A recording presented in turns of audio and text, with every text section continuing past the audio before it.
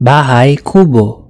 Bahay kubo, kahit munti ang halaman doon ay sari-sari, singkamas at talong, sigarilyas at mani, sitaw, bataw, patani,